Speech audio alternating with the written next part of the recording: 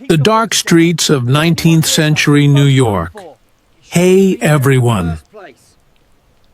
Tonight, we're drifting back to a time when New York City didn't sparkle. It stank. Before Broadway was bright, before Wall Street was clean, and before anyone thought urban planning sounded like a good idea. So, if you've settled in, lights low, maybe with a blanket tucked under your chin, let's take a quiet walk through the murky, gaslit streets of 19th century New York. It was a city that smelled of horses, coal smoke, Briandadadau, Sifidurfan, Sesit, and ambition. A place where dreams and garbage piled up at the same rate. And though it called itself the capital of progress, much of it still felt medieval, just louder. This is the New York that existed before the skyline, before the subway, and definitely before sanitation.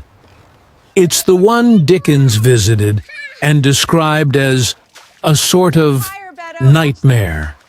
And he was being polite. So let's drift through it.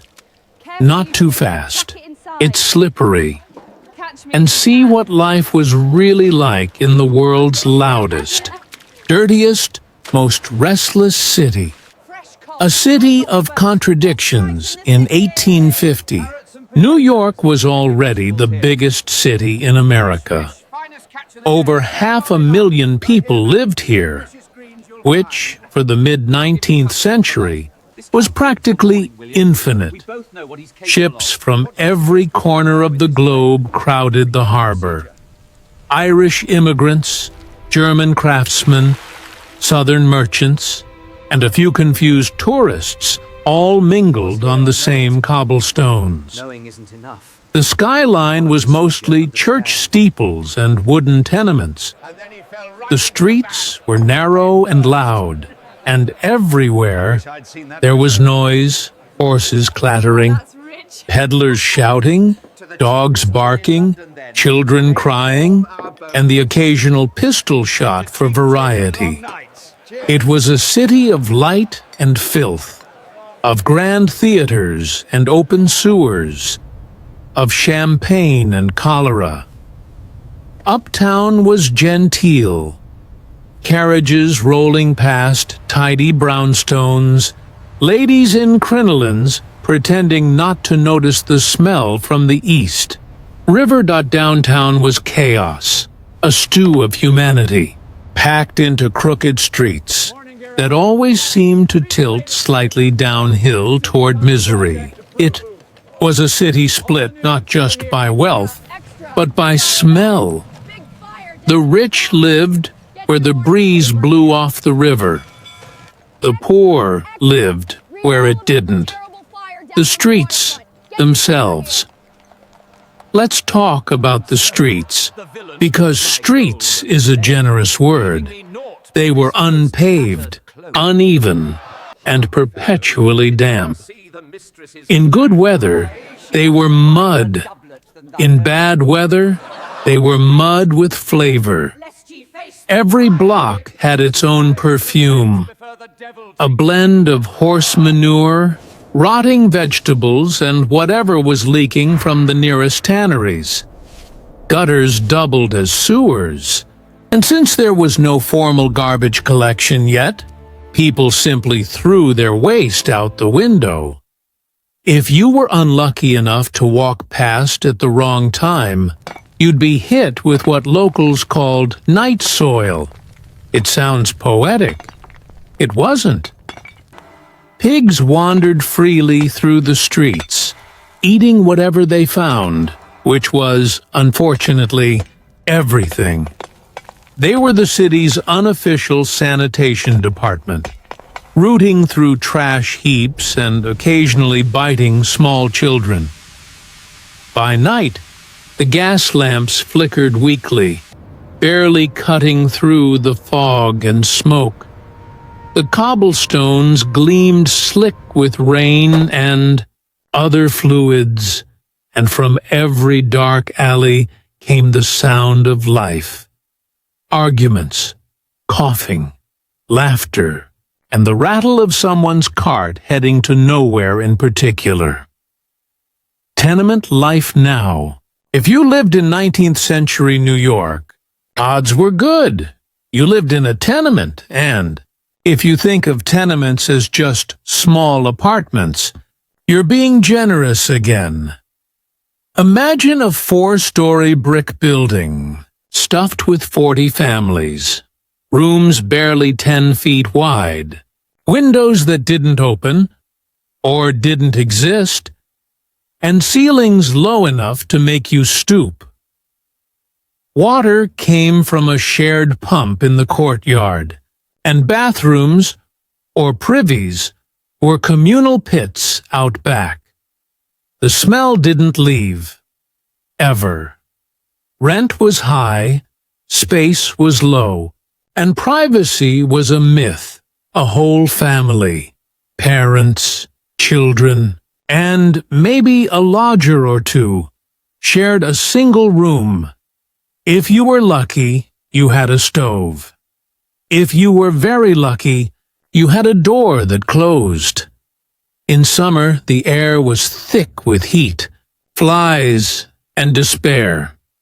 In winter, the walls froze, and people burned anything they could find. Furniture, scrap wood, sometimes even old shoes, just to stay alive. Jacob Riis, the photographer who later documented the slums, once wrote that tenements were the nurseries of crime. He wasn't wrong, but they were also the nurseries of everything else. Immigrants, workers, and the idea of America itself. It's hard to be inspired when you're sleeping beside a leaking wall, but somehow people were. The immigrants between 1840 and 1880, over 10 million immigrants arrived in the United States, and nearly all of them came through New York. They landed on docks crowded with shouting men, the air thick with coal smoke and sea salt. Irish families, driven by famine, stumbled off ships into neighborhoods like 5 Points, which, despite the name, had many more than 5 problems. German workers settled nearby, bringing beer, sausages, and an impressive tolerance for chaos. Later came Italians, Eastern Europeans, and Chinese laborers, all carving out corners of the city that smelled, sounded, and felt like fragments of home. Each wave of immigrants was treated with the same suspicion. They were too poor, too foreign, too loud, too different, until their children grew up and said the same about the next arrivals. But they built the city, brick by brick, dock by dock, stitching together an empire out of exhaustion. If you walked through the streets of 5 Points in the 1850s, you'd hear 10 languages, see street vendors cooking over open fires, and smell everything from boiled cabbage to roasted chestnuts. You'd also want to hold on to your wallet, crime, and the gangs. Because 5 Points wasn't just crowded, it was dangerous. It was home to the Bowery Boys, the Dead Rabbits, and dozens of smaller gangs with names that sounded like bad tavern jokes. They fought over turf, gambling houses, and honor, though honor usually meant someone owed someone else a chicken. Police patrols were scarce, bribes were common, and the line between criminal and constable was thin. In many neighborhoods, people trusted the gangs more than the police, because at least the gangs showed up when called. Violence was constant, but rarely organized. Most fights started as drunken brawls and ended with someone unconscious in the gutter. And yet, amid all this chaos, there was a kind of grim order. Unspoken rules that kept the city just barely functioning. Everyone knew which streets to avoid, which pubs were safe, and which men you could talk to after. Dark survival was a skill, and New Yorkers were quick learners. The mighty twin police and the corruption New York's police force was founded in 1845, modeled on London's Metropolitan Police. Chartered, where London had order and discipline, New York had politics. Officers were often chosen by party loyalty, not competence. They were poorly paid and easily bribed, and in some cases, the police were the criminals, just better dressed. Election days were chaos. Gangs hired by political bosses like Tammany Hall roamed the streets, encouraging people to vote the right way. Those who didn't were sometimes discouraged by force. Still, the police evolved slowly. By the 1880s, reformers began cracking down on corruption, installing telegraph systems for faster response times and uniforms that looked more official, if not more effective.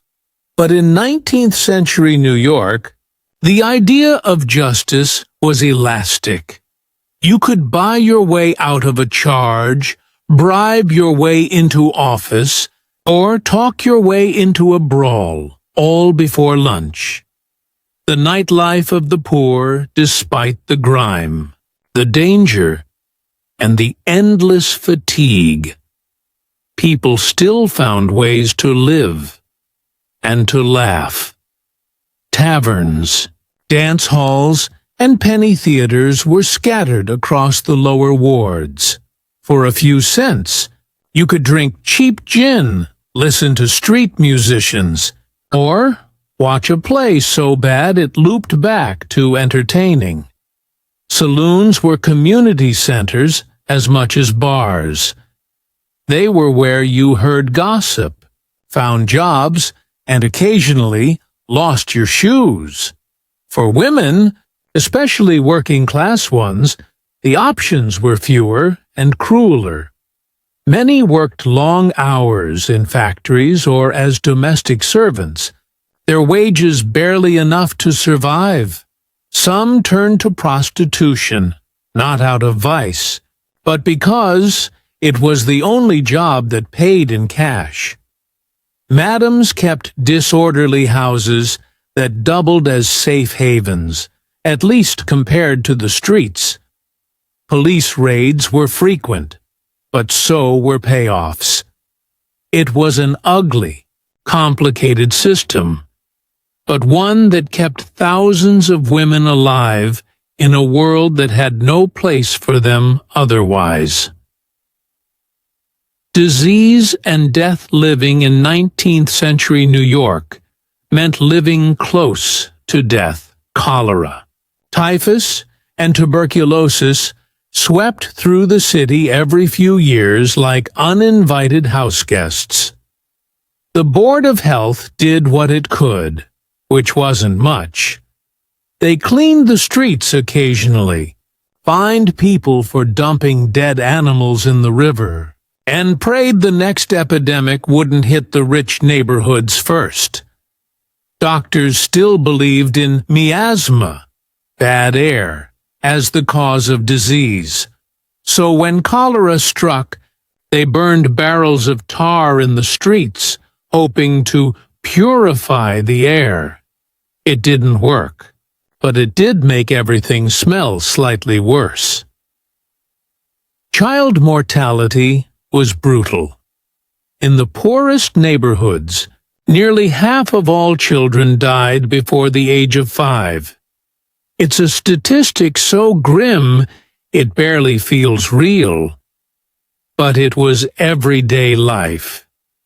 And yet, somehow, amid all that loss, people kept going. They had to. The birth of reform. By the 1880s, reformers began to notice, or at least to care. Journalists, preachers, and philanthropists turned their gaze on the city's slums and decided something had to change. Men like Jacob Riis used the new magic of photography to expose the horrors of tenement life. His book, How the Other Half Lives, shocked the public, though it also had a strange effect of making misery look almost artistic. The fragrance of the past tonight. We're drifting back to a world that probably didn't smell great. So, get comfortable, dim the lights, and take a deep breath of something clean and modern, hopefully. Because we're about to wander through the aromatic haze of the Middle Ages. Now, when we imagine the medieval world, we tend to picture castles, knights, monks, and maidens, but not many noses. That's because the sensory part of history tends to get politely edited out. No one really wants to think about the background, smell of the 14th century. But it was there, thick, unrelenting, and, in its own way, quite democratic. Everyone, peasants, nobles, even kings, smelled differently.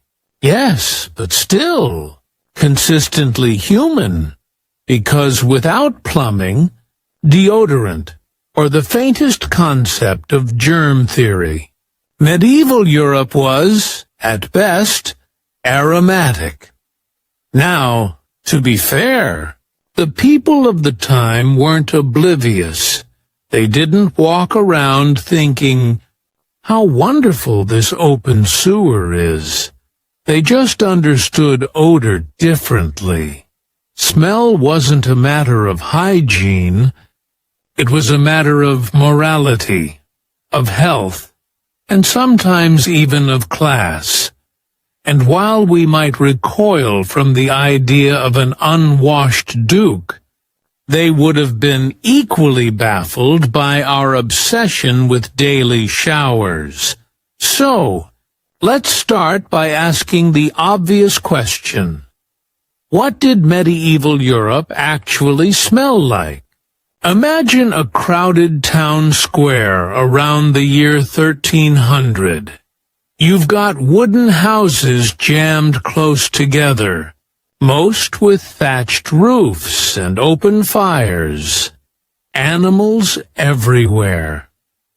Pigs wandering through the streets. Chickens underfoot, and the occasional goat trying to eat someone's laundry. The air is thick with the smoke of cooking fires, mixed with the earthy perfume of manure, sweat, and wet wool. The streets themselves weren't paved in most places, so everything, waste, rain, and whatever spilled from chamber pots, mixed into a kind of gray-brown slurry. People threw out refuse through windows, because that's what windows were for. If you lived downhill, well, your life was simply more fragrant than others. And yet, medieval people were used to this. They didn't have the modern luxury of sterile neutrality. To them, the smell of manure was just part of the rhythm of life. like church bells or the sound of carts on cobblestones. What did bother them were bad smells, not in the way we think of them, but because they believed foul air could cause disease. This was the age of miasma theory, the idea that sickness was spread through corrupted air, heavy with decay or sin. In other words, if you smelled something unpleasant, it wasn't just disgusting, it was dangerous. Let's drift for a moment into a medieval street at dusk. A fishmonger is closing up his stall, tipping the day's fish guts into the gutter. Across the way, a tanner is boiling hides in lye, filling the air with a smell that could peel paint. And through it all drifts the faint sweetness of wood smoke and bread from the baker's oven. It's not all bad. It's just layered, complex. Like a bad candle someone forgot to blow out. And while the poor lived in this stew of scents, the rich did their best to rise above it. Literally. Castles, after all, were built on hills not only for defense, but for ventilation. The higher you lived, the cleaner the air, or so they hoped. Now, it's tempting to think that medieval nobles were as filthy as their peasants, just with better jewelry. And, in some ways, they were. Bathing wasn't forbidden, but it was complicated. In early medieval Europe, especially around the 11th and 12th centuries, public bathhouses were actually quite popular. These were not like Roman baths, though they were inspired by them. They were more like a mix between a spa and a social club. Men and women sometimes bathed together, though that led to predictable moral outrage. You could soak in warm water, gossip, eat, and occasionally commit mild sins. It was less cleanliness is next to godliness, and more cleanliness is next to your neighbor. But over time, especially after the Black Death, things changed. The church grew increasingly suspicious of bathhouses, associating them with immorality and disease. They were shut down in many cities, replaced by a growing belief that washing the body too often might actually weaken it. Which is how, by the late Middle Ages, we arrive at the paradox of the perfumed but unwashed noble. Picture a lady at court around the year 1450. Her gown is brocade, her hair arranged in careful loops, and her face lightly dusted with powdered lead. Because nothing says nobility like slow poisoning. She smells faintly of roses, musk, and almonds, all ingredients in her imported perfume. Her clothes have been fumigated in herbs, but beneath that, her skin hasn't felt water in weeks. Instead, she's cleaned herself with linen cloths, known as dry bathing. You'd wipe your body with clean cloths dipped in scented vinegar or rose water. and that counted as washing. People changed their clothes more than they bathed. It was the fabric, not the flesh, that signaled cleanliness. Linen in particular was prized. It absorbed sweat and oil, and you could boil it clean, so a noble might change their undergarments daily, while the rest of them remained artfully unrinsed. And because physical scent was tied to moral scent, a sweet-smelling person was considered virtuous. A foul odor suggested sin, corruption, or disease. Theologians even wrote about it. Saints, supposedly, gave off pleasant aromas in death. Meanwhile, sinners were said to rot from the inside out. This moral dimension of smell went deep. When plague broke out, cities burned herbs, carried flowers, and wore pomanders, small metal balls filled with cloves and resin to keep the air pure. Doctors wore those long-beaked plague masks stuffed with herbs, not to look terrifying, that was a bonus, but because they thought it filtered the bad air. In a world where no one could see germs, scent was the closest thing to evidence. If it smelled bad, it was bad. So, let's drift from streets to interiors, because the smells didn't stop at the door. Inside a medieval house, you'd find a mix of comforting and questionable aromas, smoke from the hearth, stew bubbling in a pot, often with yesterday's stew as the base, wool blankets airing near the fire, and a faint undertone of unwashed humanity. Chimneys were a luxury. Most houses had open fires and smoke holes.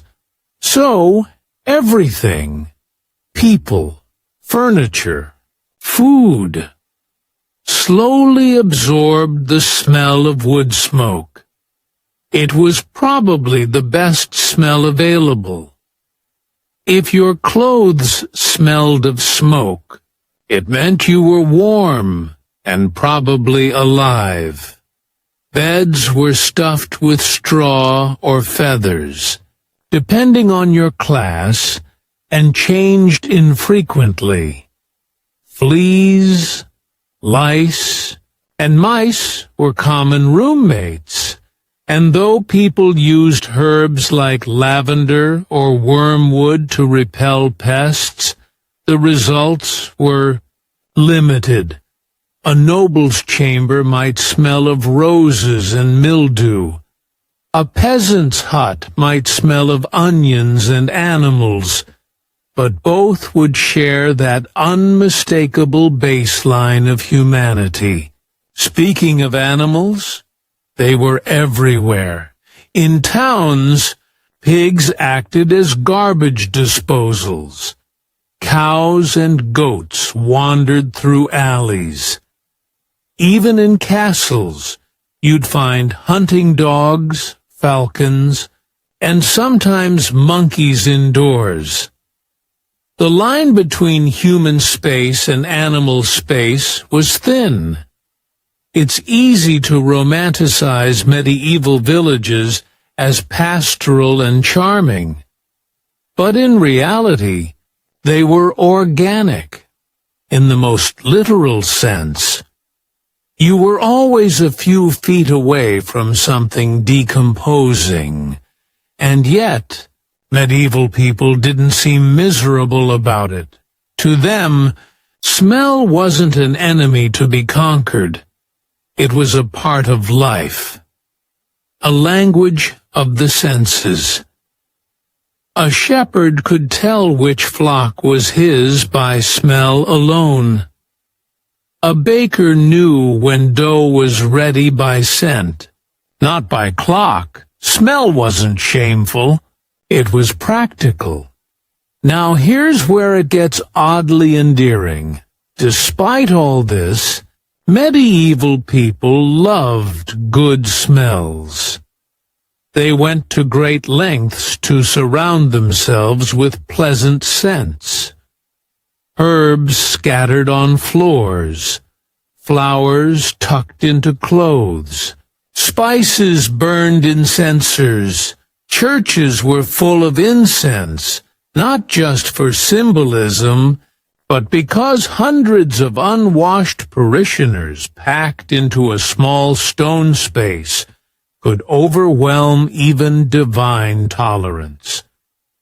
Homes had strewing herbs, fresh rushes, and aromatic plants like mint and rosemary, laid across the floor to release fragrance as people walked. It didn't remove dirt, but it made the room feel alive. Even castles had their own scent palettes. Royal apartments were fumigated with juniper, cedar, or myrrh. During feasts, tables were washed with rose water. Perfumed gloves were all the rage, useful when shaking hands with someone of questionable hygiene. So, yes, medieval people smelled, but they also cared. They didn't think they were dirty. They thought they smelled appropriately medieval. Let's pause here before we drift further into the world of medieval perfumes, scented waters, and the surprisingly glamorous art of odor management.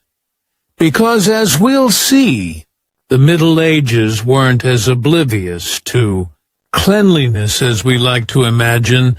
They just had a very different idea of what it meant to be clean, he continued. Ruling France anyway, though dinner conversations were reportedly brief. When teeth became science, by the late 18th century, things began to change. Dentistry became a profession, with specialized tools and, eventually, anesthesia. The first dental schools opened. Ivory dentures gave way to porcelain. Toothbrushes became fashionable accessories, made from animal bone handles and boar bristles. The mouth was finally being treated as part of the body, not an afterthought. And yet, even as late as the 19th century, many people preferred home cures, vinegar rinses, burnt bread as toothpaste, or brushing with crushed coral. Whitening, it seems, has always been humanity's least wise obsession. Tiny monarchs and even teenier freedoms tonight, we're drifting back to a softer, stranger corner of royal history, a world of gold-threaded cradles, velvet tantrums, and far too many distant uncles named Henry. Let's talk about what actually happened to children in royal courts. Because while most of us grew up thinking royal childhood meant shiny crowns and gentle lullabies, it was often closer to a decades-long hostage situation, embroidered with pearls. So, dim the lights, settle in, and let's wander slowly through the childhoods of kings and queens who never got to play in the mud. Chow Fiu, or if they did, It was probably imported mud from Florence. When we picture royal courts, we tend to imagine the adults, kings scowling over maps, queens arranging marriages, courtiers whispering in corridors. But behind all that ceremony was a quieter class of miniature monarchs, royal children. They were pampered, yes, but also pawns, born into silk sheets and political schemes they didn't understand. Their main job was to exist strategically, to be seen, not necessarily loved. Their births were celebrated not because anyone was excited about another toddler, but because that toddler represented continuity, alliance, and occasionally backup in case their older sibling inconveniently died, which, given the state of medieval medicine, happened rather often. Now, the royal nursery wasn't a warm family space filled with doting parents and bedtime stories. It was more like a miniature bureaucracy. Every cradle came with an entourage. Nurses, rockers, governesses, chaplains, and at least one suspiciously pompous keeper of the swaddling cloths. From the moment they could gurgle, royal children were surrounded by rules. Their food, their sleep, their play, even their bodily functions were recorded and regulated. And their parents usually saw them only on holidays. It wasn't because they didn't care, though some truly didn't, but because parenting was not considered a royal duty. Kings and queens were busy running kingdoms and producing more heirs. Actual childcare was outsourced to professionals. The child's daily world was the household of the nursery, a formal institution that could have 50 or more staff. Every spoonful of porridge passed through a chain of command. It's fair to say the average royal baby had more employees than the modern small business. Take, for example, Prince Edward, the future Edward VI of England, son of Henry VIII and Jane Seymour. From the day he was born, Edward's life was carefully choreographed by committees. His nursery was housed separately, far from the noise and infection of court life. He had a chief nurse, 4 rockers, a laundress, a physician, and a staff of attendants who spent most of their day making sure no one breathed on him too directly. He saw his father exactly twice in his first year. Henry VIII, famously tender-hearted when not executing people, stood at a distance and admired his son through a window. Physical affection was considered risky. Children were delicate. Royal dignity was fragile, and colds were fatal. So Edward was raised in a kind of sanitized isolation, adored in theory, but kept at arm's length in practice. It wasn't just England, of course. In France, little princes and princesses grew up much the same way. Louis XIII was handed over to nurses the moment he was born, and didn't spend a single night in the same palace as his mother until he was 5. He grew up surrounded by strangers who addressed him as Votre Majesté, while he still thought his own fingers were chewable toys. Even when mothers did get involved, the results could be complicated. Take Catherine de' Medici, mother of 10, and one of Europe's most controlling parents. She loved her children deeply. Or, at least, she loved what they represented: dynastic stability. So she micromanaged everything from their diets to their marriages, ensuring that none of them ever really escaped her orbit. The result was a brood of sickly, emotionally stunted Valois princes who fought religious wars and died early, probably from stress and bad genetics. But still, family first. Let's drift northward to Scotland for a moment. There, royal childhood could be even lonelier. James III of Scotland was kidnapped at the age of 12 by English pirates while sailing to France. He spent the next 18 years as a captive, technically treated well, but always under guard. He grew up reading books, writing poetry, and learning to look dignified while imprisoned. When he finally returned to Scotland as an adult king, he barely recognized his own family.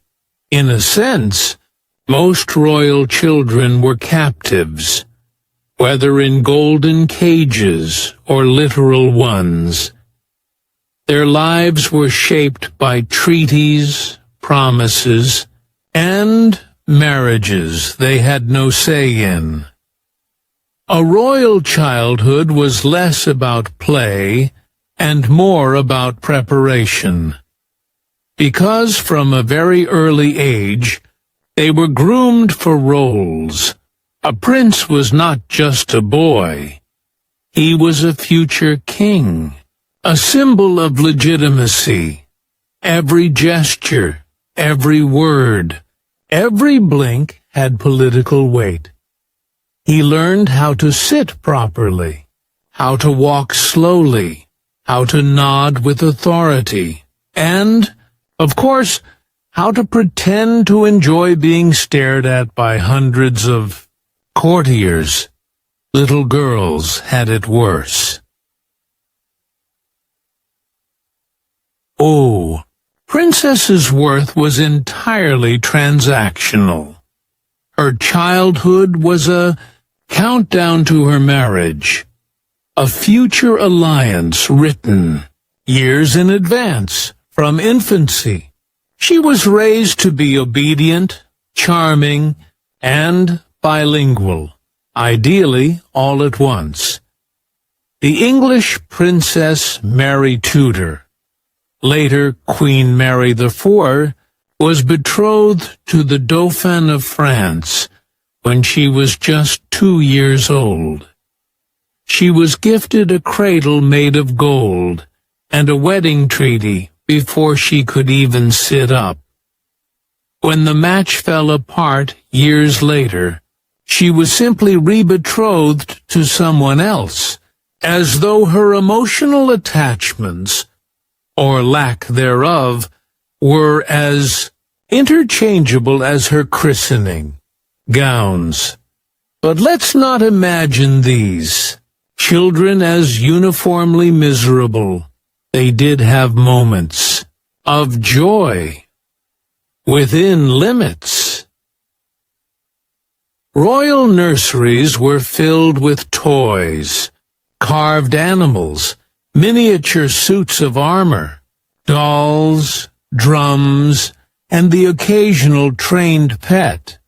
The French Dauphin, Louis XIV, for example, had a tiny garden of his own at Versailles, where he could practice being benevolent toward flowers. He reportedly watered them with champagne once because, of course, he did, and even the strictest courts occasionally allowed laughter.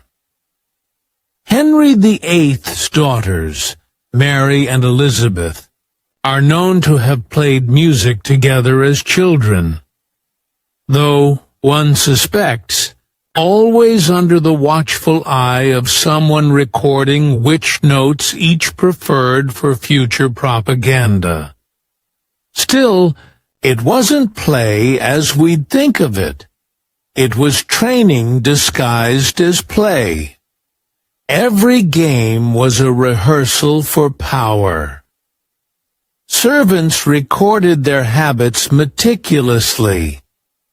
If a young prince frowned too often, that was noted as a bad omen. If a princess showed too much curiosity, that might be interpreted as a dangerous independence.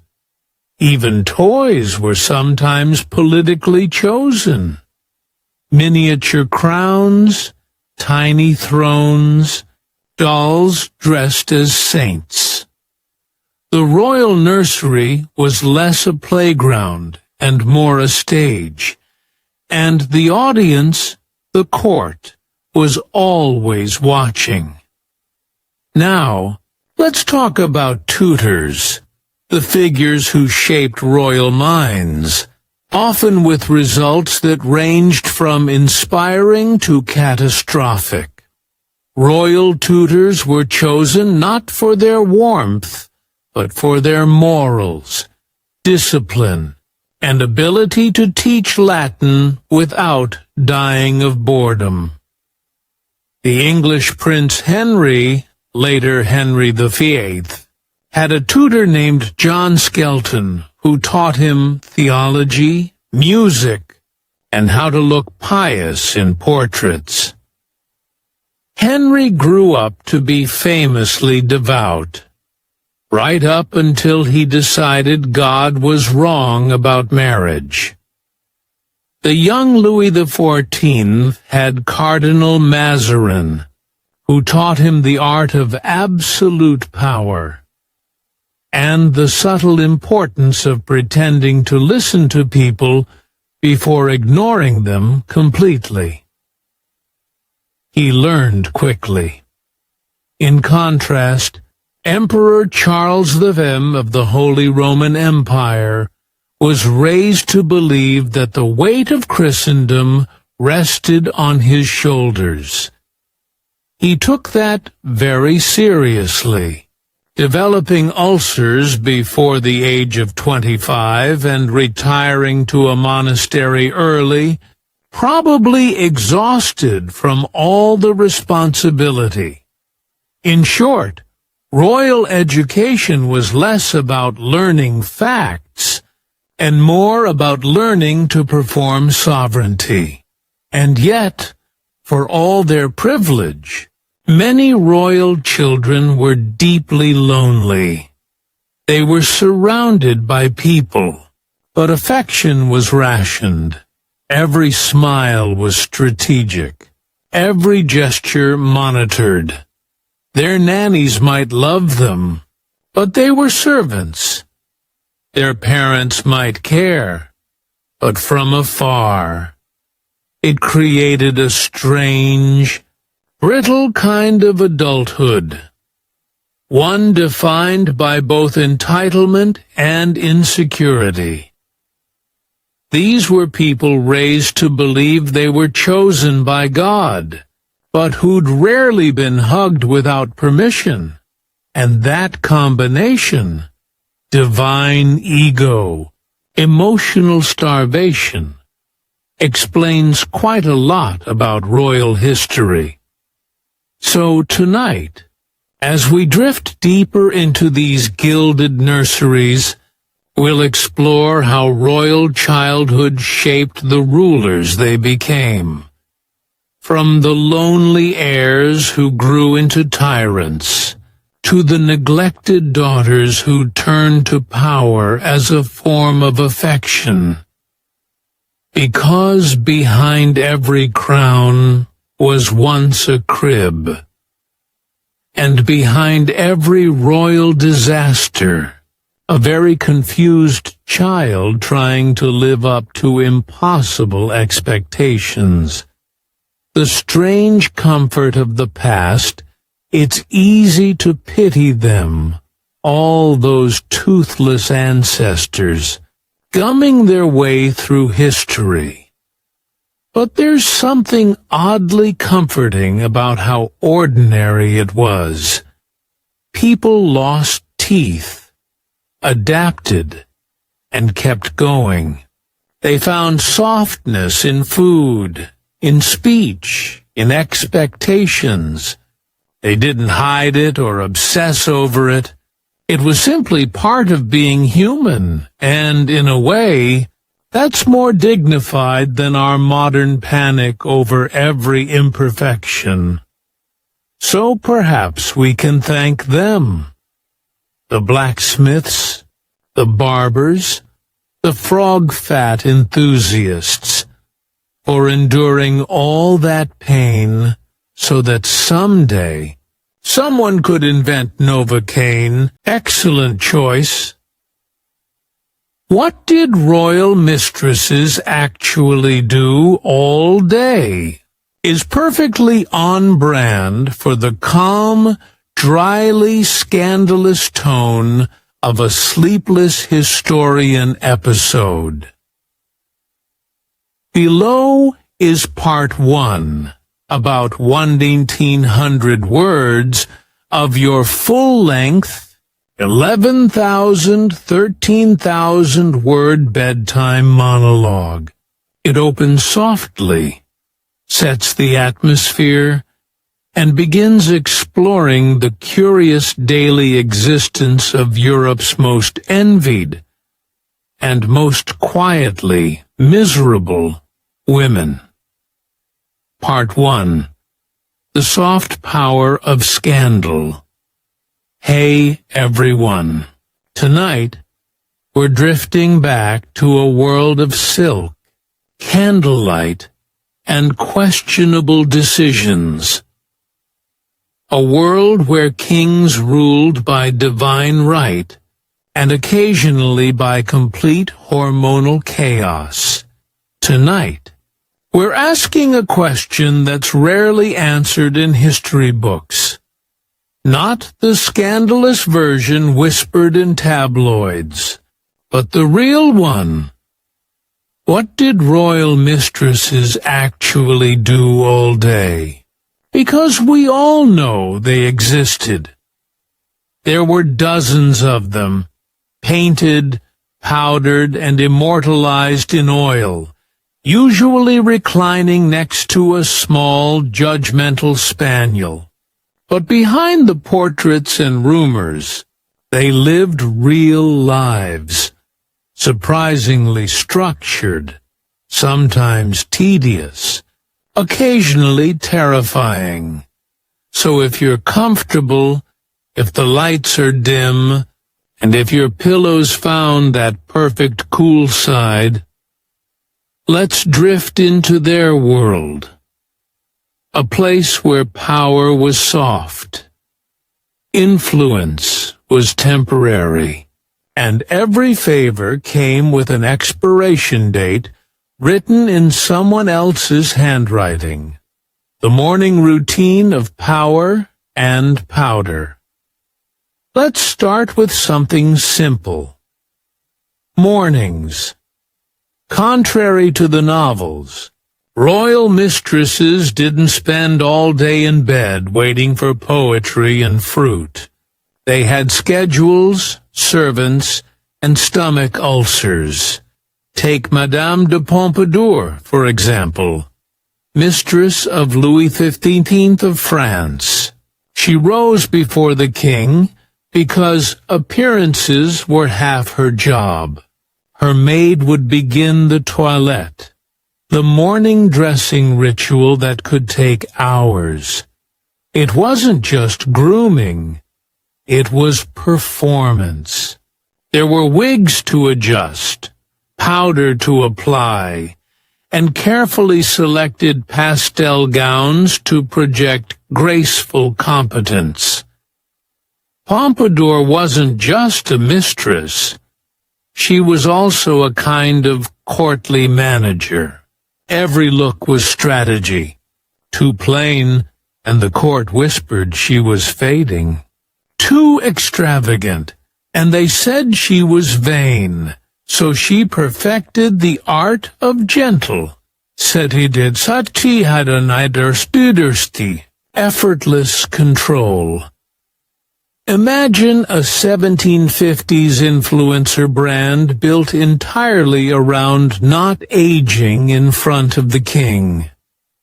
Breakfast. Served with gossip, after dressing came breakfast, usually taken in her private apartment. And this, truly, was the most productive meal of the day. Not nutritionally, but politically. Ladies-in-waiting, visitors, and a rotating cast of courtiers came and went. Everyone wanted something. An introduction, a pension, a royal nod of approval. And Pompadour, who never slept in, also never forgot a name. She tracked petitions like a modern CEO tracks emails. There's a wonderful contradiction here. She was both the most envied woman in France and effectively an unpaid administrator for royal favoritism. In between bites of brioche, she was arranging marriages, promoting artists, and fending off political rivals who wanted her gone. The king drops by.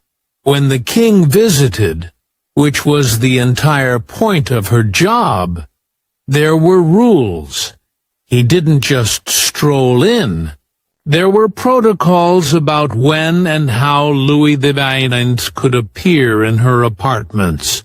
Her staff had to make it look spontaneous, even though every cushion and candle had been staged hours in advance. Pompadour understood that intimacy with a monarch wasn't romantic. It was theater. She learned his moods, his insecurities, even his digestion. She played cards with him, distracted him from court intrigue, and gently redirected his attention when he fixated on, say, building another unnecessary hunting lodge. Later in life, when she could no longer keep his romantic interest, she remained his confidant, managing his schedule, advising on appointments, and still being called ma chère amie. It's touching, in a bureaucratic kind of way. So, was it all glamour? Not really. Most royal mistresses spent large parts of their day being slightly anxious. They weren't wives, which meant no security. And they weren't commoners anymore either. They existed in an awkward limbo between legitimacy and scandal. They had money, titles, sometimes their own palaces. But those could disappear overnight if the king lost interest or the queen grew tired of being polite. So much of their work day was spent managing risk, reassuring allies, placating enemies, and pretending not to notice that courtiers smiled at them with exactly the same warmth they used for a new horse. The fine art of being blamed. Every unpopular decision at court could be blamed on the mistress. War going poorly? The king's distracted by her. Taxes too high. She wanted new diamonds. A treaty fell apart? Clearly she seduced the wrong ambassador. Pompadour was blamed for nearly every disaster of Louis XV's reign, even ones she openly opposed. To cope, she took on creative hobbies.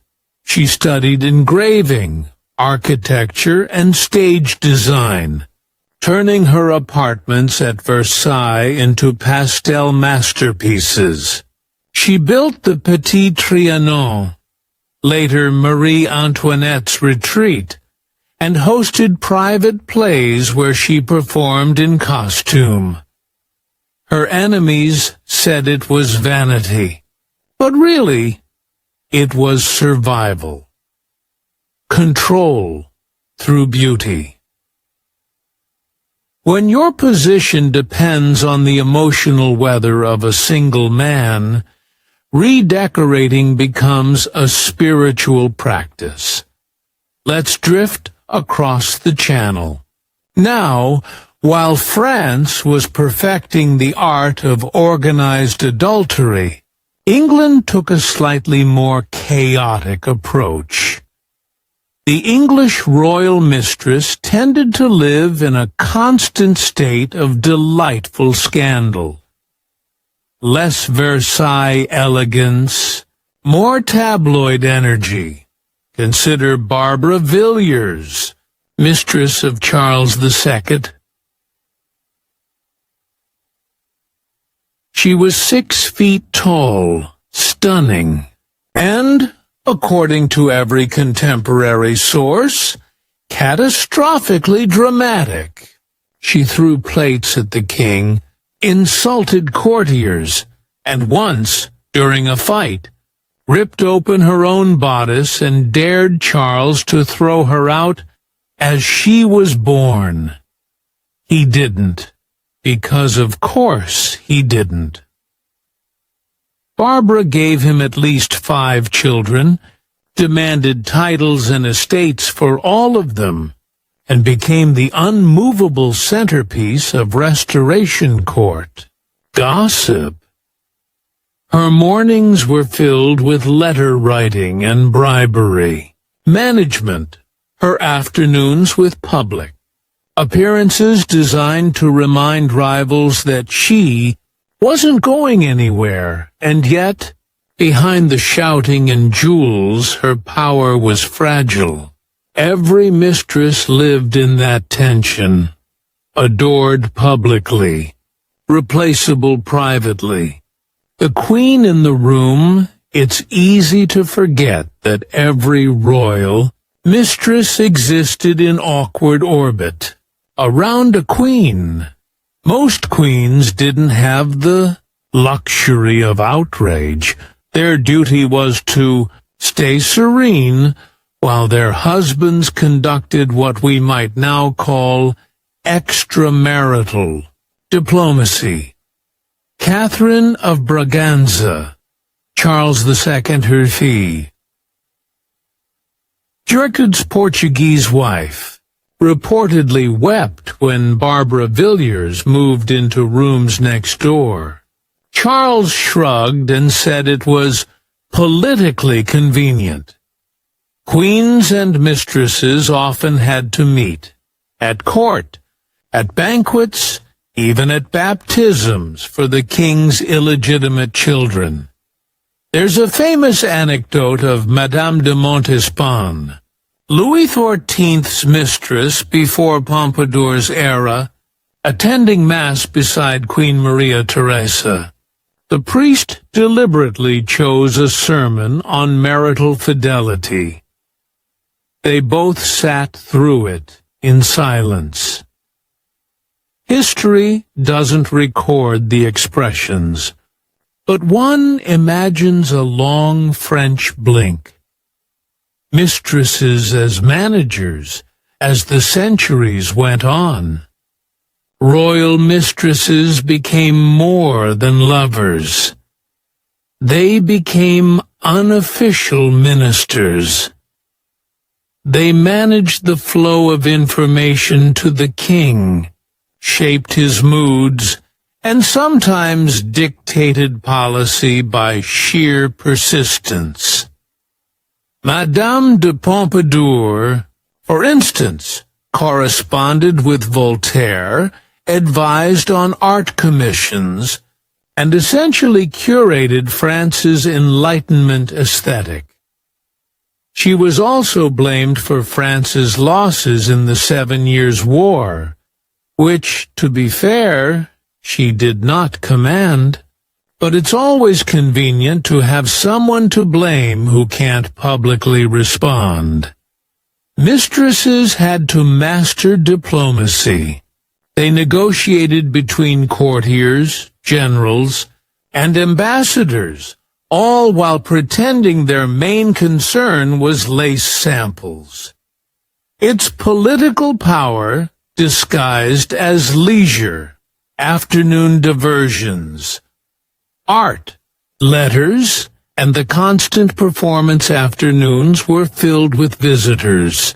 Artists, writers, and fashionable philosophers would drop by for conversation and flattery. This wasn't idle socializing. Patronage was how you built influence. A poet might dedicate a flattering ode to Her Grace, whose beauty illuminates the kingdom, in exchange for a pension. A painter might produce a portrait that carefully edited reality. Slightly longer neck, softer light, fewer wrinkles. Mistresses weren't simply ornaments. They were curators of culture. They sponsored operas, ballets, even factories. Madame de Pompadour helped launch the Sèvres porcelain works, ensuring that France's finest porcelain bore her pastel sensibility, and she used that power to shape how people saw her, and by extension, how they saw the monarchy. Evening entertainment, power in candlelight. Evenings were for theater, gambling, and the slow parade of flattery that defined every European court. A mistress was expected to appear at the king's side, radiant, composed, and infinitely patient. Her smile was part of the national decor. If she seemed distant or tired, rumors would begin. She was fading, falling out of favor, maybe ill. In the glittering rooms of Versailles or Whitehall, each gesture carried meaning. A glance, a laugh, a seat too close or too far from the throne. All of it could be interpreted as political symbolism. Let's drift next to another set of royal apartments, to England again, and the curious reign of George II, whose mistresses redefined boredom as a political art form, because some of them weren't glamorous at all, just uncomfortably efficient. Perfect choice? How did people survive without teeth? Is exactly the sort of odd, quietly grim, and gently fascinating question that fits the tone of Sleepless. Historian, the kind of thing that makes you think, I didn't know I wanted to know. That right before falling asleep to the sound of rotting molars and misplaced dignity. Below is part 1 of the full-length 1.5-hour script, about 1,900 words.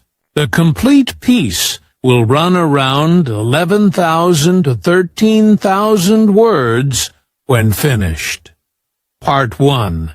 A gentle descent into the toothless past. Hey, everyone. Tonight, we're drifting back to a world before dentists, before toothpaste, before the whirring sound of a drill made you question your life choices.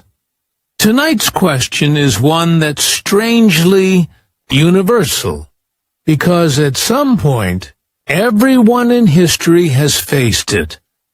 How did people survive without teeth? Now, I don't mean metaphorically or spiritually or in the poetic sense. I mean literally. How did people function when their mouths turned into small museums of decay? Because if you were a medieval peasant or even a Renaissance king, losing your teeth wasn't an if, it was a when. So, get comfortable, dim the lights, maybe pour yourself a drink that won't erode your enamel, and let's drift back to a time when every smile was a potential crime scene.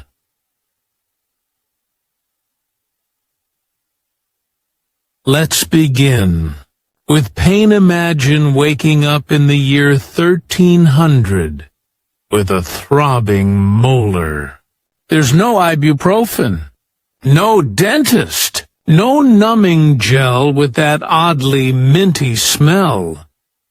What you do have is a piece of cloth, a prayer, and maybe a monk with a steady hand and a questionable pair of pliers. Dental pain was so common that medieval people accepted it as part of existence, like bad weather or monarchy. Chronic toothache was simply a reminder that you were still alive, which is not the kind of inspiration anyone wanted. Tooth decay was universal. It didn't care about class, gender, or royal bloodlines. The only difference was how it was handled. The poor. Pluck and pray for the poor. Dentistry was do-it-yourself, or, at best, community-sourced. You might visit the local blacksmith, not for his charm, but because he had the tools, a heated pair of tongs, a swig of ale, and one brutal yank. That was the entire dental procedure. If you survived the infection afterward, congratulations. You were now what we'd call dentally minimalist. People used herbal poultices, clove oil, or occasionally frog fat, because of course they did, rubbed on the jaw to numb the pain. Sometimes it worked. Sometimes it made things worse. But either way, the tooth would eventually fall out, and life would go on. Just a bit quieter on that side of the mouth. The rich. Pain in velvet. You might assume that kings and nobles had better luck. They did not. They had access to physicians, which, unfortunately, was often worse. Physicians didn't extract teeth themselves. That was beneath them. They would instead call in the tooth drawer, an early specialist whose entire job was to pull teeth in exchange for money, flattery, or wine. And they did it publicly. In many cities, tooth pulling was entertainment. Traveling barbers would set up in the marketplace, hang a string of teeth as proof of skill, and perform extractions to the sound of a lute.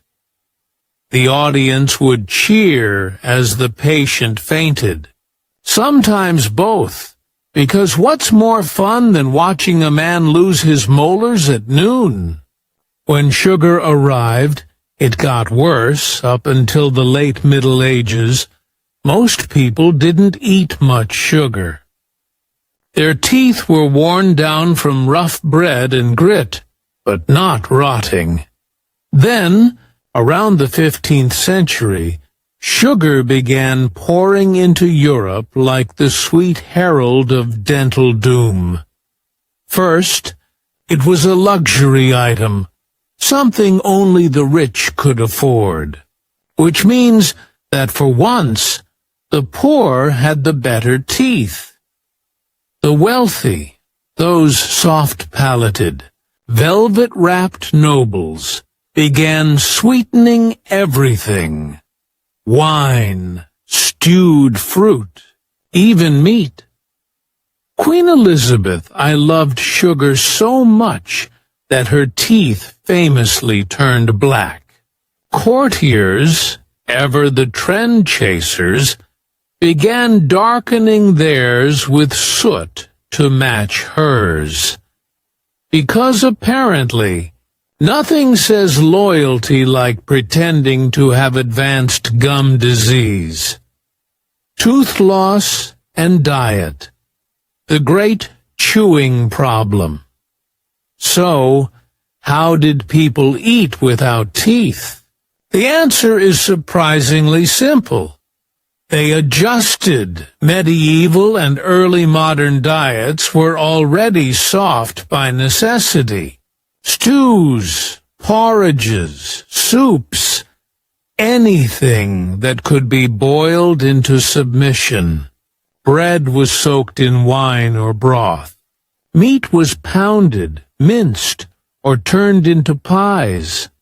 By the time someone reached 40, they might have only a few functioning teeth left, but plenty of ways to cope.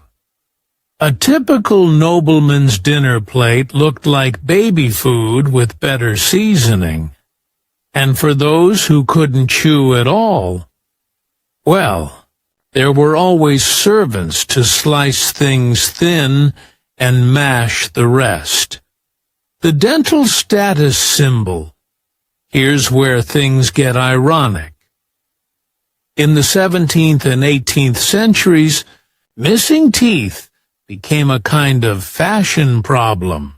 It wasn't just uncomfortable, it was embarrassing. For women especially, beauty meant a perfect face shape. Missing teeth could make the lips cave in and the chin jut forward. So, enter the world of early false teeth. They were usually made from ivory, bone, or, most disturbingly, other people's teeth.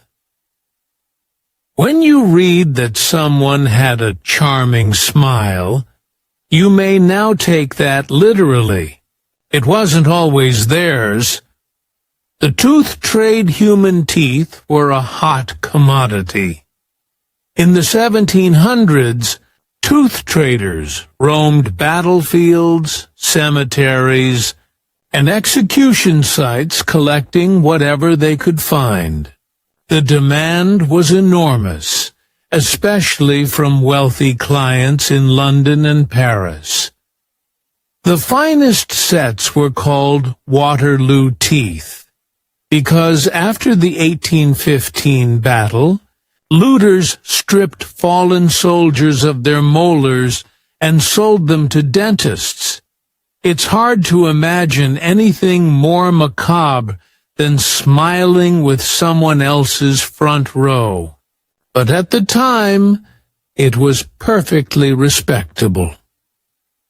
The upper class dined on delicacies using the teeth of the dead, then toasted to health and progress. Humanity, as ever, has a flair for irony. The great denture experiments before the age of modern dentures, there were attempts. George Washington is the most famous example. Though his teeth were not wooden, they were a nightmare combination of ivory, lead, animal bone, and, yes, human teeth. They fit poorly, looked worse, and reportedly clicked audibly when he spoke. He had several sets made throughout his life, all equally uncomfortable. Imagine ruling a nation while your jaw constantly betrays you with every word. It's no wonder his portraits look stern. He was probably trying to keep his dentures from escaping.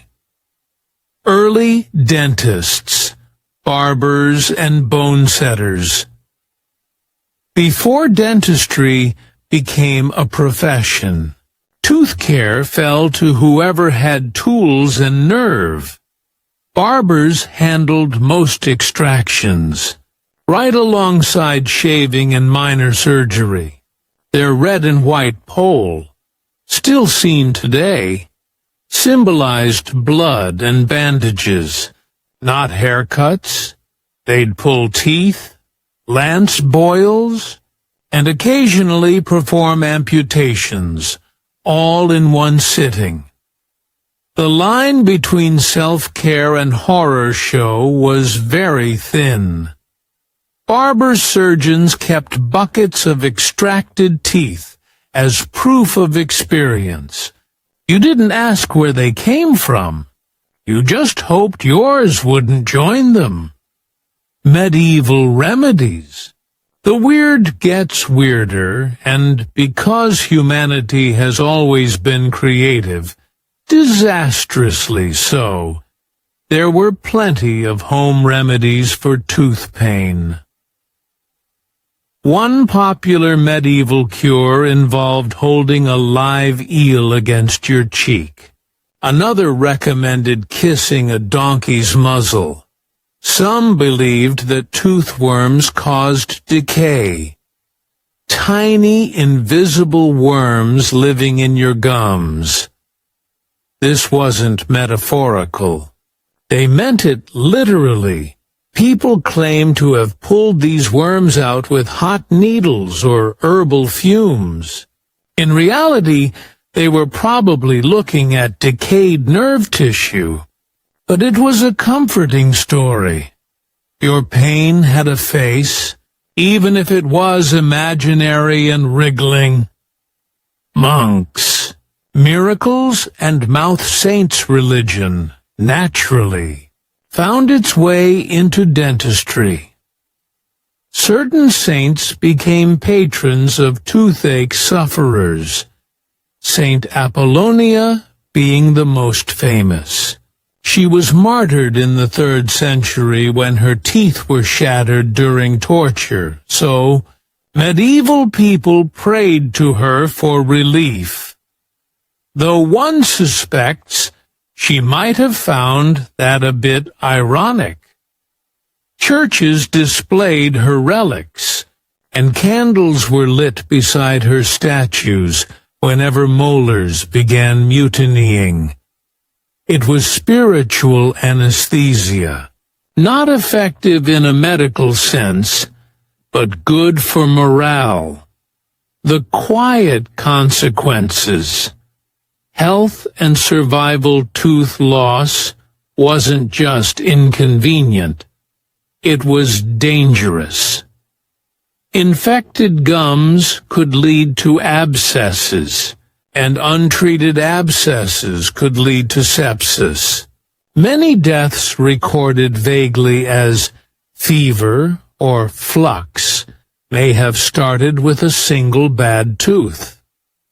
Without molars, digestion suffered. People couldn't chew fibrous vegetables or meat, leading to malnutrition, and yet they adapted. Human resilience and a lot of soft bread carried them through. Societies simply adjusted their expectations of aging. By 30, you were expected to look weathered. By 50, toothlessness was a mark of wisdom, or at least endurance. Smiling too much was considered unseemly anyway, so nobody minded. Let's drift east for a moment. In contrast, some ancient cultures had remarkable dental traditions. Ancient Egyptians used a mixture of powdered pumice and vinegar as toothpaste, horribly abrasive, but effective at scraping plaque. The Chinese used chewing sticks, thin twigs frayed at one end, to clean their teeth as early as 1600 BCE. It's a lovely example of cultural divergence. One civilization invents a toothbrush. Another invents dental saints. Henry VIII's mouth was a battlefield of decay. Chronic tooth pain may have contributed to his legendary bad temper, though beheading several wives probably didn't help either. What did medieval executioners do in their free time? The man behind the axe, hey everyone. Tonight, we're drifting back to a quieter corner of the Middle Ages, the kind that doesn't usually make it into bedtime stories. So, dim the lights, settle in, and let's talk about the medieval executioner. A man whose job was to separate heads from shoulders, and yet, somehow, still had to pay rent, raise children, and complain about taxes like everyone else, because the axe didn't swing itself, and someone had to do it. Now, the funny thing about executioners, if funny is the right word, is that they occupied one of the strangest social positions imaginable. They were both necessary and despised. Everyone wanted them there when a hanging needed doing, but no one wanted to sit next to them afterward. They were the human embodiment of the medieval contradiction. A world obsessed with sin, purity, and salvation, that still needed a guy to clean up after its moral failures. And, of course, that guy was never invited to dinner. Let's start with what the job actually was. Executioners weren't just the theatrical men in hoods you see in movies. That's a Renaissance invention, a sort of pop-cultural shorthand for menacing authority figure. In reality, most medieval executioners didn't wear masks. They didn't need to. Everyone already knew who they were. In small towns, it was obvious. They were the man with the nice leather gloves and the slightly awkward expression when you bumped into him at market. They were public servants, technically hired, paid, and theoretically respected. But respect is a funny thing. The town might depend on you, but that didn't mean anyone wanted to shake your hand. You see, medieval Europeans had a deep and superstitious fear of spiritual contamination, blood, especially bloodshed and violence, carried a heavy moral weight. To shed blood was to step dangerously close to damnation.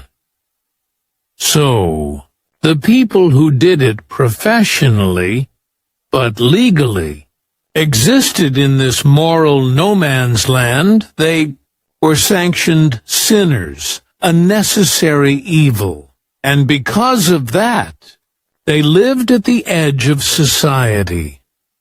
Literally, most executioners were required to live outside the town walls. In some places, they weren't allowed to sleep inside the gates after sunset. They were out there with the tanners, the lepers, and the people who handled animal carcasses, a sort of medieval suburb of the unwanted.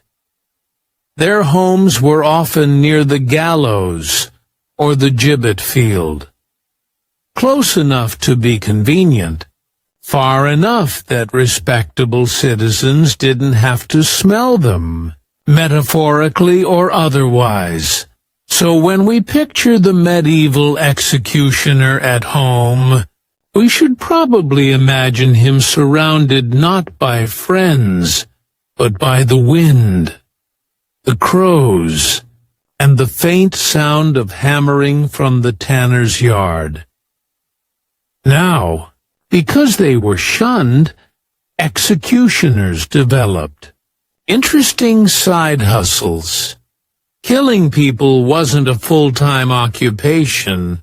After all, you couldn't exactly rely on a steady stream of condemned criminals to pay the bills. So, in their free time, many of them became healers. Yes, the same hands that swung the axe also set bones, drained boils, and brewed herbal remedies. Because if you think about it, the executioner had something very few medieval people did: anatomical knowledge. He knew how muscles and joints worked. He'd seen more of them than most doctors, and medieval people, ever pragmatic beneath the superstition, learned to take advantage of that. If you needed a dislocated shoulder fixed, the executioner could pop it back into place for a small fee. If you had a stubborn wound, he could cauterize it. If your tooth was rotting, he could yank it out. He was, in many ways, the town's unofficial surgeon, the grim counterpart to the barber. The irony wasn't lost on anyone. The man who took life on Friday might save it on Sunday, and both acts were considered equally suspicious. Let's take the example of Franz Schmidt, one of the most famous executioners in history.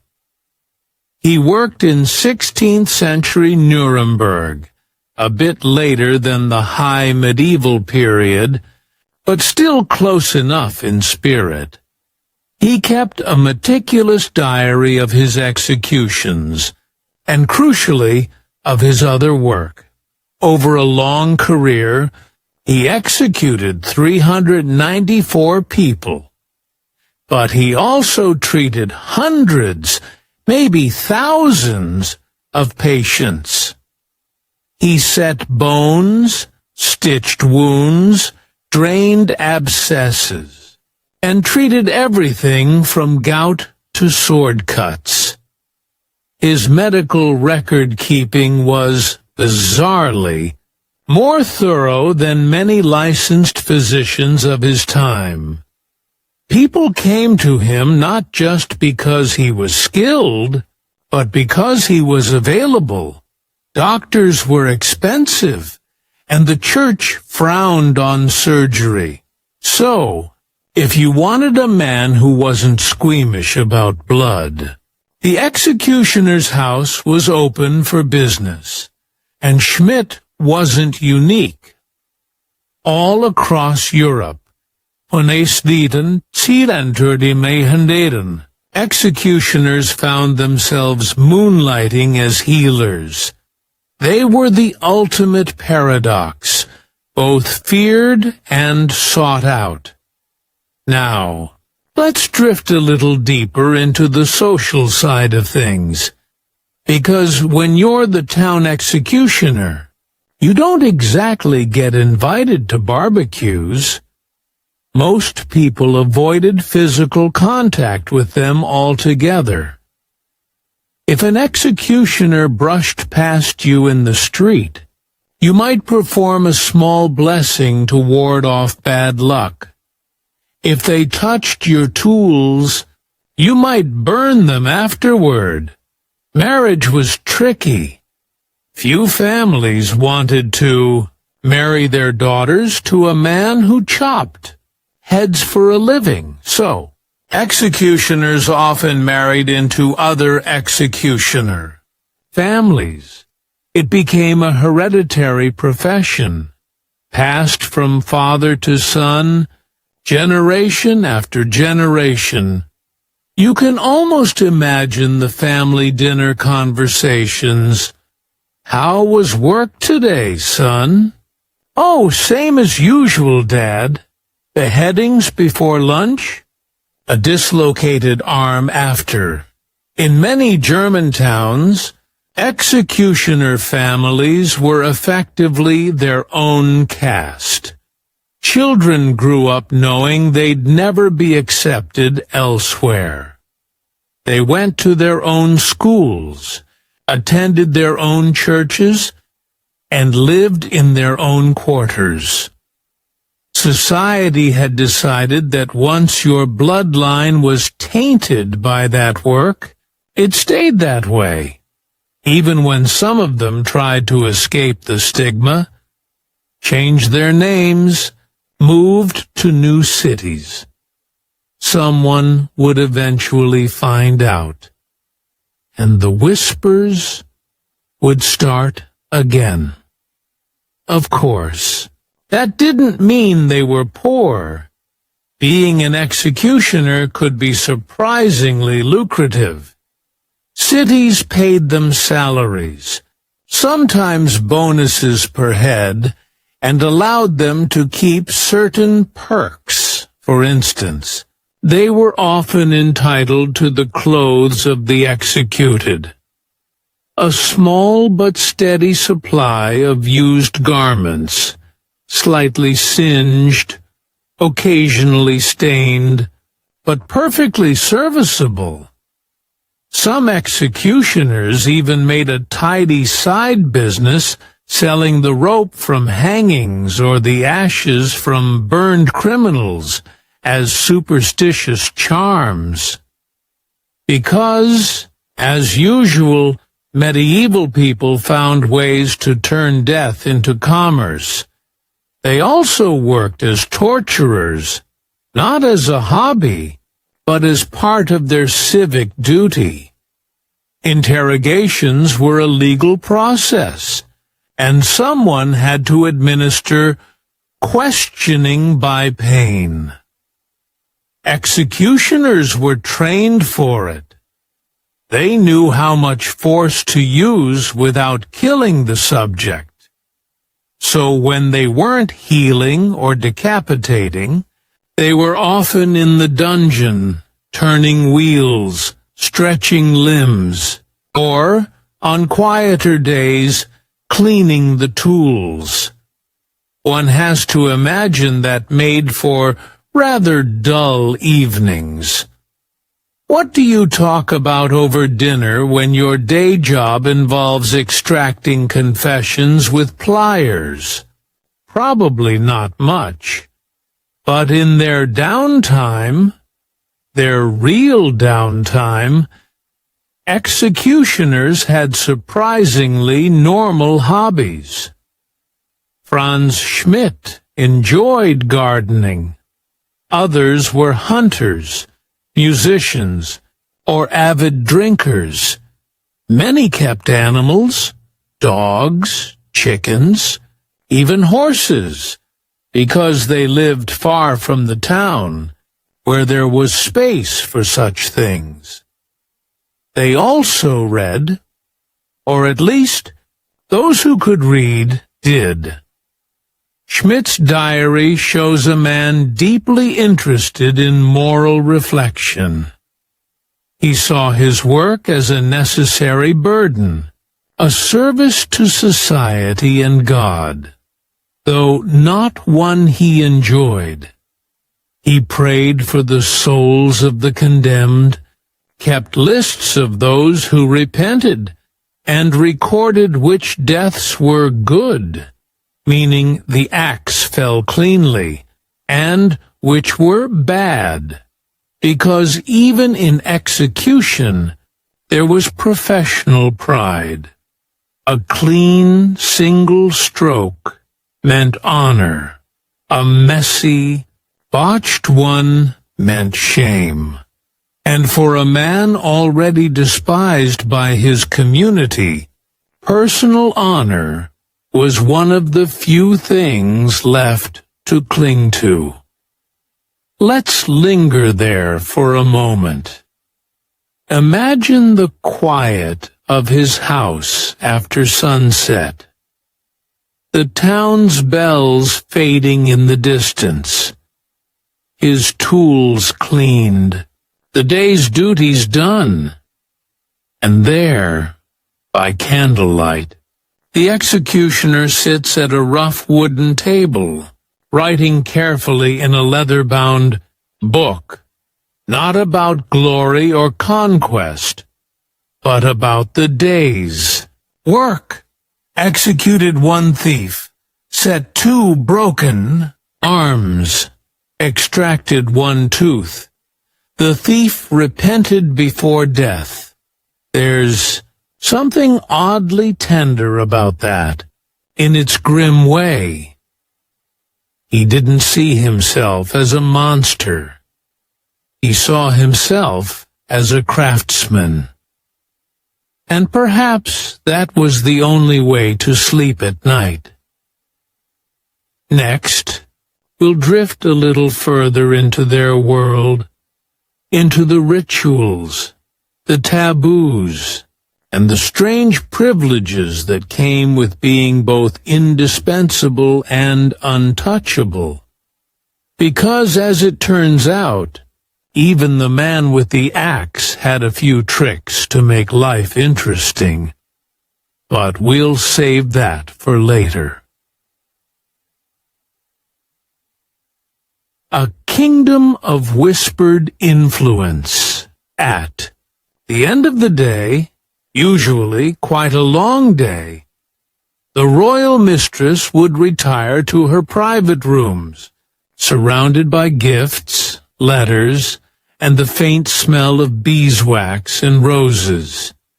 If she was lucky, she slept peacefully. If she wasn't, she stayed awake wondering how many enemies were waiting for morning. Because at court, nothing stayed secret for long, and while history remembers the kings as decision-makers, the mistresses were the quiet machinery that made those decisions possible.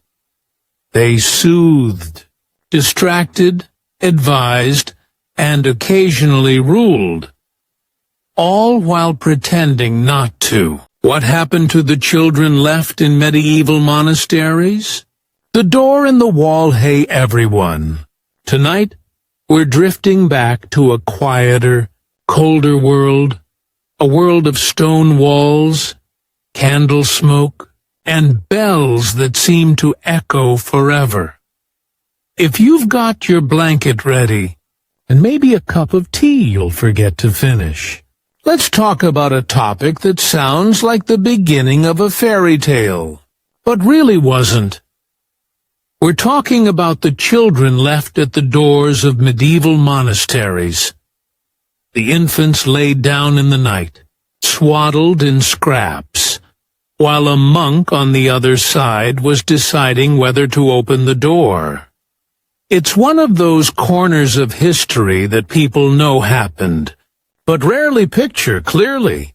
We have this vague image of nuns taking in orphans with beatific smiles, or of kindly monks scooping up unwanted babies and raising them as their own. But of course, this is medieval Europe. So naturally, it was more complicated, more bureaucratic, and far more depressing. The Foundlings and the Door of the Dead. Let's start with the setting. Imagine a monastery around the year 1200. It's not a castle, though to a starving peasant, it might as well look like one.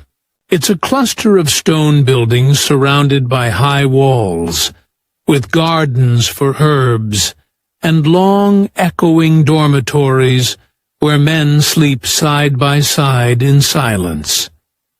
The main gate is closed most of the time, but there's a smaller side door, often called the Porta Mortuorum, the Door of the Dead. Technically, it's where bodies were carried out for burial, but it was also the place where people left things they couldn't deal with anymore. That could mean a sick relative, or a dying beggar, or, quite often, a baby. It's strange to imagine how common this was. The medieval world didn't have orphanages, and adoption in the modern sense didn't really exist. If you couldn't feed a newborn, and many families couldn't, you had two choices. You could let the baby die quietly, or you could leave it somewhere that might save it. And for all its faults, the church was one of the few institutions that occasionally did. The night drop picture. It's after Compline, the last prayer of the day. The monks have gone to bed, and the only sound is the faint ringing of the bell that marks the passing of each hour. Outside the walls it's cold, maybe early spring. There's fog, or snow, or rain, depending on which depressing part of Europe you're in. A woman, usually young, often terrified, walks up to the gate. She's wrapped in a cloak that probably smells of smoke and wet wool. She's holding a bundle that's barely moving. Sometimes she leaves a token, half a coin, a ribbon, a button, so she could, in theory, recognize the child later. Most never returned. There was often a little wooden hatch in the wall, like a turntable. You could place the baby on it, turn it, and ring a bell. That way, no one had to see each other. The woman wouldn't be judged. The monk wouldn't have to look her in the eyes. It's almost mechanical in its anonymity. A medieval revolving door for desperation. The church's policy. Technically charitable. Practically indifferent now. Technically, the church encouraged mercy toward foundlings. Abandoning a baby to die was a sin, but leaving it at a monastery was an act of hope, or at least a lesser evil. The problem was, monasteries weren't exactly childcare centers. These were men who had taken vows of chastity, silence, and sometimes poverty. Most had never even held a child. And while monasteries were wealthy in land, they were usually short on liquid cash. Raising infants required milk, wet nurses, clothes, and a kind of patience that doesn't thrive in cloistered prayer schedules. So monasteries often did what any overworked medieval institution did when handed an unexpected responsibility. They outsourced it. They would pay a local woman, often a poor villager or widow, to nurse and raise the child for the first few years. This was called fostering out, and it's the same system later used by hospitals and orphanages. If the baby survived, which, statistically, most didn't, it might be brought back to the monastery around age 7 or 8, old enough to speak, old enough to scrub floors or serve at the altar. From foundling to oblate once, the child was brought into the monastery proper. They were often made what was called an oblate. That word sounds nice. It comes from oblatus, meaning offered. But it's one of those charming medieval euphemisms that hides a bleak reality. To offer your child to God meant handing them over to a religious house for life. Sometimes this was voluntary. A noble family might donate a son to the church as an act of piety or convenience, especially if they had too many sons and not enough inheritances to go around. But in the case of foundlings, the offering was more one-sided. Oblate children weren't exactly monks, but they weren't lay people either. They were a kind of holy intern, living within the monastery walls, serving at meals, learning prayers, and sometimes being beaten into literacy. The monastery became their entire world, and that world, depending on the order, could range from spiritually peaceful to mildly authoritarian boarding school. Childhood in the cloister life for an oblate child followed the rhythm of bells. The day began around 2 or 3 a.m. with matins, the first of the 8 canonical hours of prayer. Imagine being 10 years old and dragged out of a straw bed in pitch-black cold to chant. Latin you barely understand, surrounded by adult men in hoods. It must have felt like a ghost story that never ended. After prayers, there was study. Though study might be a generous term, most monasteries didn't have dedicated teachers. The older monks would supervise basic reading, writing, and copying. Many oblates learned their letters by tracing them on wax tablets or parchment scraps. Some became scribes, copying holy texts by candlelight.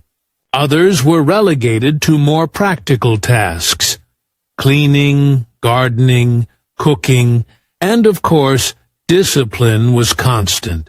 The rule of Saint Benedict, the guide for most Western monastic life, emphasized obedience above all else. Children were punished for their soul's sake. A theological way of saying, spare the rod, spoil the monk. A strange kind of family.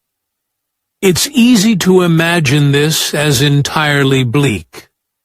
A world without affection.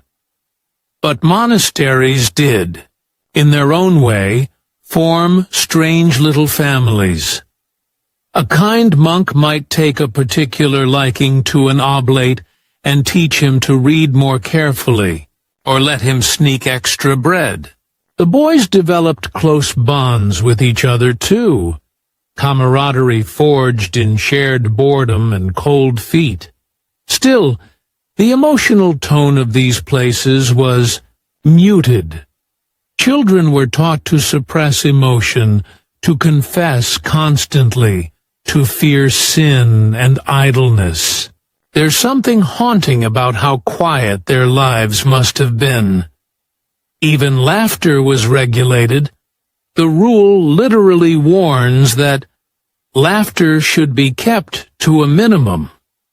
So, yes, if you've ever wondered where the medieval church stood on giggling, it was firmly against it. The lucky ones and the lost as these children grew. Their paths diverged. A few became full-fledged monks, if they showed devotion, or at least good handwriting. Some rose surprisingly high, becoming abbots or scholars. There are even a few saints who began as abandoned babies. Others, though, drifted out of the system entirely. Some were given to lay service, managing monastery lands or tending flocks. A few simply vanished, especially during wars or plagues, and many never made it past childhood. Medieval records are full of brief, heartbreaking notes. The child found on the north gate expired, or the babe given to Margaret, the nurse did not thrive. It's the sort of bureaucratic sorrow that the Middle Ages specialized in. Quiet, repetitive, unceremonious. A broader perspective. Why so many? Now, it's worth asking. Why were there so many abandoned children in the first place? Part of it was poverty, of course. A medieval peasant might live on the edge of starvation every winter. A new mouth to feed could mean disaster. But another factor was shame. The church's moral code was strict, and illegitimacy carried lifelong stigma. An unwed mother might lose her place in her family, or worse.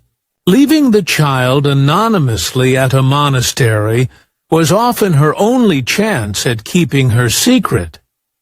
In some cities, particularly by the later Middle Ages, this became so common that special foundling wheels were installed. Literal, rotating wooden cradles in the walls of convents or hospitals. You'd place the baby inside, ring the bell, and walk away. No questions asked. By the 15th century, cities like Florence and Paris were overrun with abandoned infants. Tens of thousands over the course of a few decades. So the monasteries, by comparison, were just early, smaller-scale versions of a system that would balloon into a whole social institution. The paradox of medieval charity. There's a fascinating paradox here. The church condemned fornication and illegitimacy, but it also became the safety net for the victims of that condemnation. It's almost as if medieval society built its own problems and then congratulated itself for patching them. Monasteries could claim moral virtue for taking in foundlings, even as they quietly resented the cost. The cycle fed itself. Sin, shame, abandonment, charity, poverty, and back again. And through it all, these children became living symbols of contradiction, reminders of both human frailty and divine mercy. Or at least, that's what the monks said. In practice, they were mostly reminders of how expensive goat's milk had become that year.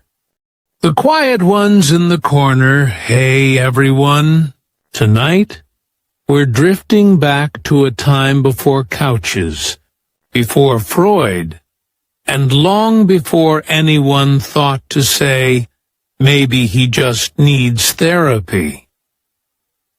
Tonight, we're asking a calm, slightly uncomfortable question. How did people hide madness before psychiatry existed? Because people have always lost their minds.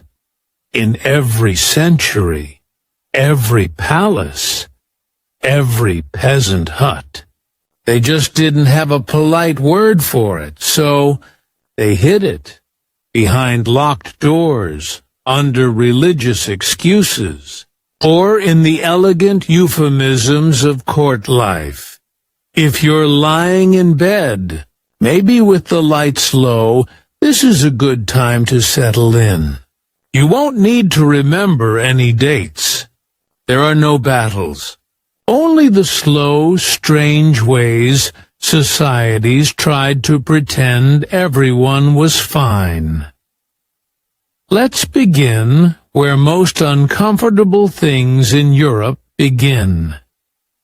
The Middle Ages. The world before mental health. There was no psychiatry. There wasn't even the idea that your thoughts might be affected by your body. If you heard voices, it wasn't auditory hallucination. It was either divine revelation or Satan renting space in your head. The word madness itself was a fuzzy net thrown over hundreds of unrelated conditions.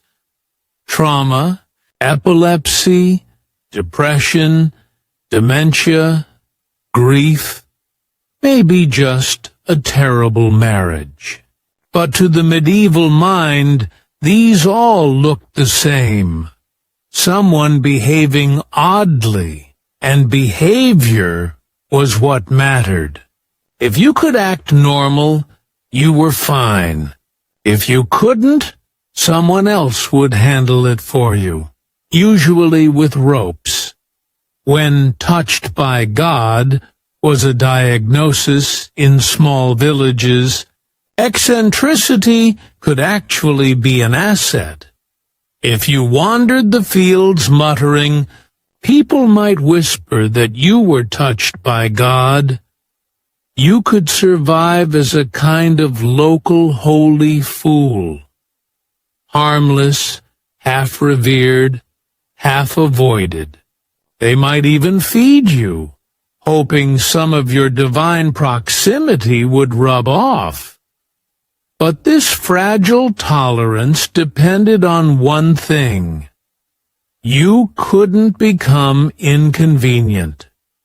The moment you scared anyone, you stopped being holy and started being possessed. And possession came with its own enthusiastic treatments. Fasting, whipping, or politely being chained to something until the demon got bored and left. Naturally, the demon rarely did.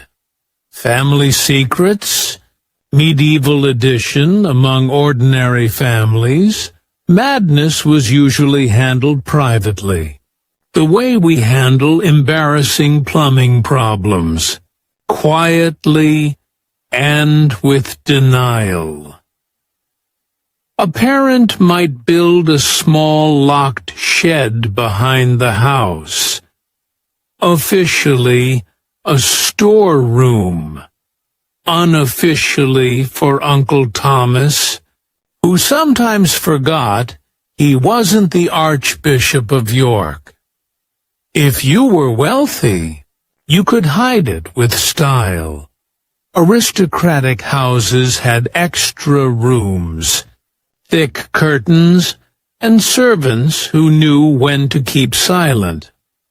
Royal courts, in particular, became experts at pretending. Because royal bloodlines were walking medical experiments, full of inbreeding, trauma, and a diet made entirely of wine and cheese. And so, some of the most visibly unstable people in Europe were quietly labeled melancholic, pious, or contemplative. Which brings us to one of my favorite euphemisms in all of history. He is unwell in his humors. That could mean anything from he's a bit sad to He's trying to duel the wallpaper. The humors. 4 liquids. Infinite excuses if you're wondering why medieval medicine never helped much. This is why. Everything was explained by the balance of 4 bodily fluids, or humors: blood, phlegm, black bile and yellow bile. Too much black bile? You were melancholic. Too much yellow bile? You were choleric, angry, volatile, prone to shouting about taxes. The treatment? Adjust the fluids, bleed you, purge you, make you vomit. Anything to shuffle the internal liquids around until you seemed less inconvenient. It's impressive how many centuries doctors managed to make a living doing this. You could walk into a clinic saying you were sad and leave weaker, colder, and slightly poorer, but technically balanced. The problem of royal madness. Let's drift over to the castles, because when a peasant lost their mind, it was a tragedy. When a king did, it was a crisis. Take King Charles VI of France, nicknamed Charles the Mad, because medieval people weren't known for subtlety. Charles began his reign in the 1380s as a promising, handsome youth. Then one hot August morning, while riding through the forest with his knights, he suddenly turned, drew his sword, and started attacking his own men. He killed several before collapsing, apparently unaware of what had happened. After that, the delusions came and went. Sometimes he forgot he was king. Sometimes he believed he was made of glass. A condition charmingly called the glass delusion. He refused to let anyone touch him in case he shattered. He even had iron rods sewn into his clothing for protection, which must have made hugs an adventure. The court couldn't publicly say their monarch was insane, so they said he suffered from fits of fever and encouraged more prayer. Government meetings were held in whispers.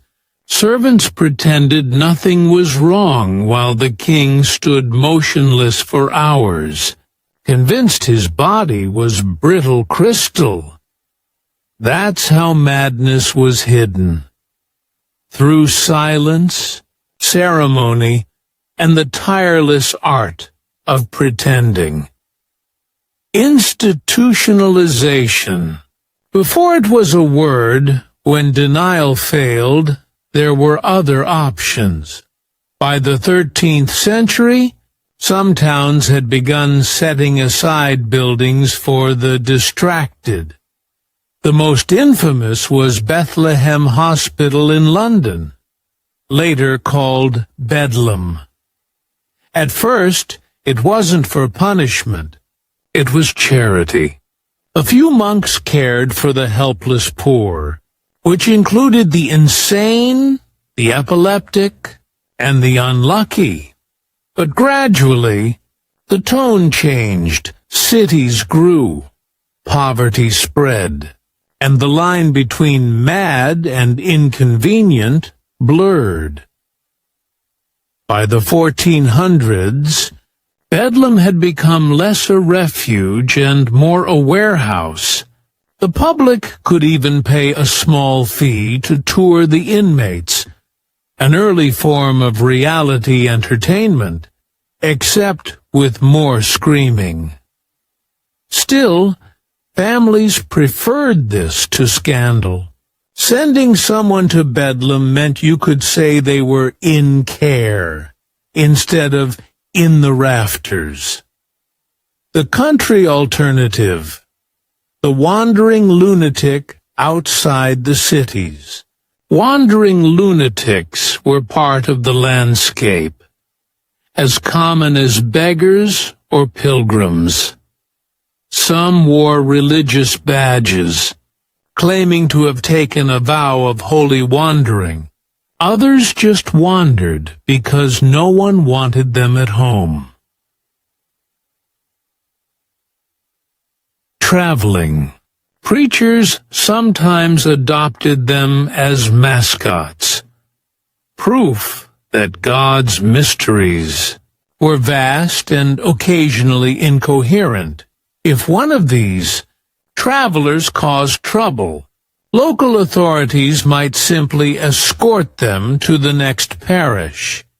This delightful practice was called passing on the vagrant, and it was basically medieval community recycling. Saints, mystics, and convenient exceptions.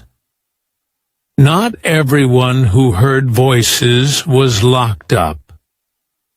If your visions happen to say flattering things about the church, you might become a saint.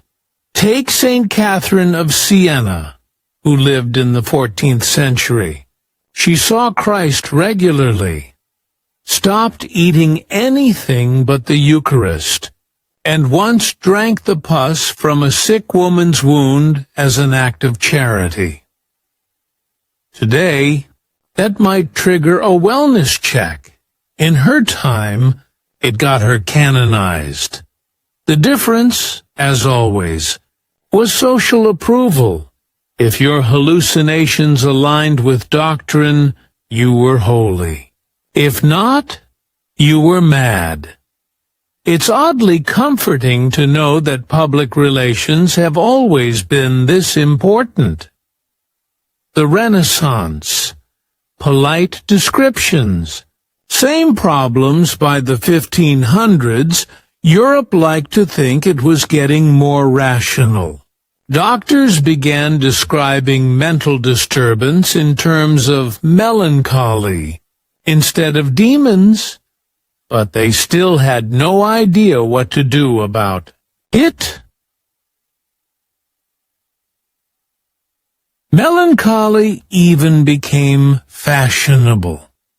Artists and scholars claimed to suffer from it. Proof that they were sensitive souls. Albrecht. Dürer drew his famous engraving Melancholia Rarn, showing a gloomy angel surrounded by half-finished inventions. Shakespeare filled his plays with brooding nobles who were obviously depressed but described as philosophical. Was a golden age for functional sadness. As long as you were rich, if you were poor and melancholic, you still went to Bedlam. Royal Case Study number 2. Joanna of Castile. Let's drift south to Spain for another royal case study. Joanna of Castile, known to history as Juana la Loca, Joanna the Mad. She was born in 1479, daughter of Ferdinand and Isabella, the famous pair who financed Columbus. From birth, she was treated like a spare heir, educated, dutiful, quietly miserable. Then she was married off to Philip the Handsome of Burgundy, a man so handsome that he apparently believed mirrors were a form of worship. Joanna loved him obsessively. He, of course, didn't return the favor. When Philip died suddenly at 28, Joanna refused to let his body go. She traveled across Spain with his coffin, opening it repeatedly to check that no one had stolen him. Contemporaries described her as deranged. But was she truly insane, or just inconvenient to the men who wanted her throne? Historians still debate it. What's certain is that she spent the next 46 years locked in a convent, visited rarely. Her political usefulness long expired. That's how you hid royal madness in the 16th century. Behind convent walls, wrapped in prayers and dust. Madness as a family inheritance across Europe. Die Heidenweizsagen. Dynasties quietly kept track of who'd lost their reason. The Habsburgs, with their famously unfortunate chin, also passed down less visible traits: paranoia, depression, nervous collapse. Marriages between cousins ensured the gene pool was less of a pool and more of a stagnant puddle. When an heir began behaving strangely, courtiers simply blamed melancholy from study or the strain of governance. It was easier than admitting the royal family tree was more of a royal pretzel.